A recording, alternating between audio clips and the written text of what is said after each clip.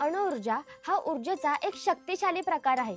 अणूचे विभाजन होते तेव्हा मोठ्या प्रमाणात उष्णता आणि ऊर्जा निर्माण होते, परंतु तिचा वापर अत्यंत काळजीपूर्वक आणि सुरक्षिततेच्या उपायासह करणे आवश्यक आहे।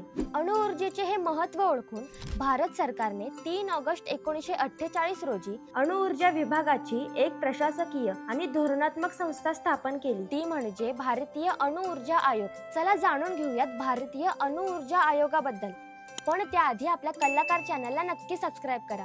नमस्कार, मी श्रेया आणि तुम्ही पाहत आहात कलाकार दिन विशेष पावर्ड बाय GoPrack.com। भारताचे पंतप्रधान पंडित जवाहरलाल नेहरू यांना वैज्ञानिक दृष्टिकोन रुजवून राष्ट्राची प्रगती साधायची होती। या विचारातूनच आयोगाची स्थापना झाली। आयोगाचे पहिले अध्यक्ष म्हणून डॉक्टर होमी भाभा यांची नेमणूक झाली।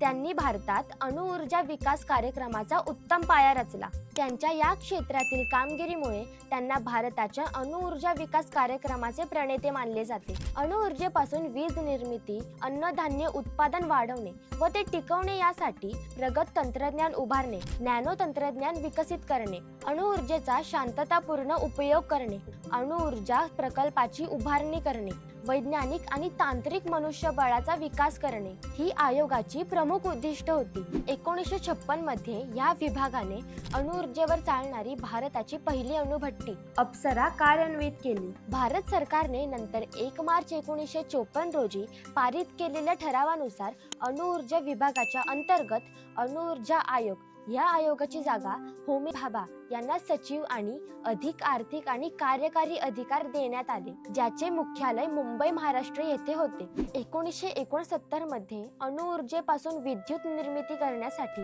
मुंबईजवळ तारापूर येथे अणुशक्ती केंद्राची स्थापना झाली। थेरियमचा विद्युत निर्मितीसाठी उपयोग साध्य करण्यासाठी तामिळनाडू राज्यात कल्पक्कम येथे रिएक्टर रिसर्च सेंटर सुरू करण्यात आले। अणुऊर्जेच्या विकासात या रिएक्टर सर्चची भूमिका महत्त्वाची आहे। अणुऊर्जा आयोगाच्या विविध शाखांपैकी भाभा अणु संशोधन केंद्र ही एक मोठी शाखा आहे। 1962 मध्ये अवकाश संशोधनासाठी राष्ट्रीय समिती स्थापन करण्यात आली। अणुऊर्जा मंत्रालयाच्या देखरेखीखाली केरळमधल्या तुंबा या ठिकाणी तिचे कार्य सुरू झाले आणि 1963 मध्ये तिथून पहिला अग्निबाण सोडण्यात आला। 18 मे 1974 रोजी राजस्थान मधल्या वाळवंटातील पोखरणमध्ये अणुऊर्जा आयोगाने भूमिगत चाचणी घडवून आणली।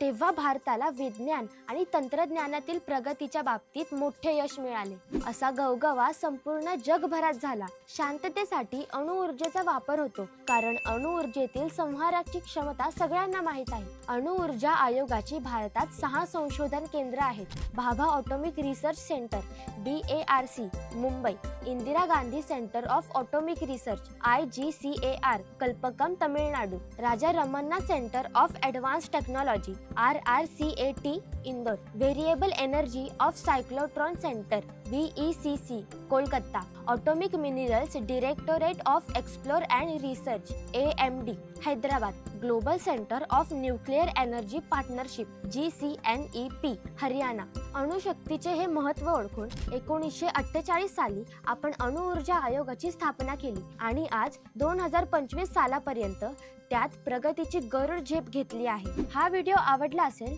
तर लाईक करा, जास्तीत जास्त लोकांसोबत शेअर करा आणि असेच वेगवेगळे इंटरेस्टिंग इन्फॉर्मेटिव्ह व्हिडिओ पाहण्यासाठी आपल्या कलाकार YouTube चॅनलला नक्की सबस्क्राइब करा। इंस्टाग्राम, फेसबुक पेजला फॉलो करा आणि बघत राहा कलाकार दिन विशेष पावर्ड बाय GoPrack.com।